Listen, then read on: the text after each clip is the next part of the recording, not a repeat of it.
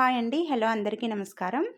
ఇది 40 inches chest loose, 32 inches ఏమో నడుము లూజ్ అనమాట. ఇది వాళ్ళకి బ్యాక్ పార్ట్ కటింగ్ అండి. చాలా సింపుల్గా ఈజీగా సింపుల్ మెథడ్లో హైట్ వచ్చి 15 ఇంచులు తీసుకోండి. 40 ఇంచెస్ చెస్ట్ లూజ్ కాబట్టి ఖచ్చితంగా 15 ఇంచులు పొడవు అనేది ఉండాలి. వెడల్పు మొత్తం 13 ఇంచులు తీసుకోవాలి. మొత్తం 13 ఇంచులు తీసుకోవాలి.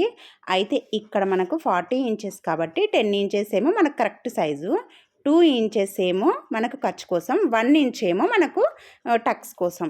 ఇంకా కింద నడుము లూజ్ వచ్చి 32 ఇంచెస్ కాబట్టి 32 ఇంచులు కాబట్టి 8 ఇంచులేమో కరెక్ట్ నడుముకు కావాల్సిన లూజ్ వస్తుంది.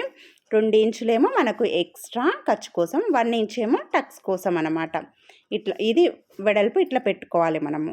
తర్వాత ఇప్పుడు షోల్డరు 6 ఇంచులు అయితే సరిపోతుంది మనకు. షోల్డర్ వచ్చేసి ఇది సింపుల్ అండి. సింపుల్ మెథడ్లో చెప్తున్నా నేను. మీకు బ్లౌజ్ లేకున్నా కానీ ఇది సరిపోతుంది. ఇక్కడ ఆర్మ్ హోల్ వచ్చి 6.5 ఇంచులు కావాలి. 6.5 ఇంచులు తీసుకొని 1.25 ఇంచు దగ్గర ఇలా క్రాస్గా పెట్టుకొని మనకు లోత్ అనేది తీసుకోవాలి. ఇక్కడ మనకు నెక్ కావాలి. ఇప్పుడు నెక్ 2.5 ఇంచుల దగ్గర మార్క్ చేసుకొని కిందికి వచ్చేసరికి 3 ఇంచుల దగ్గర మార్క్ చేసుకోండి. మీది కింద డీపు కింద మన బ్లౌజ్ ఎంత ఉందో చూసుకొని అట్లా పెట్టుకోవాలి. ఇదేనండి, ఇంకా చాలా సింపుల్ మెథడ్లో అయిపోయింది.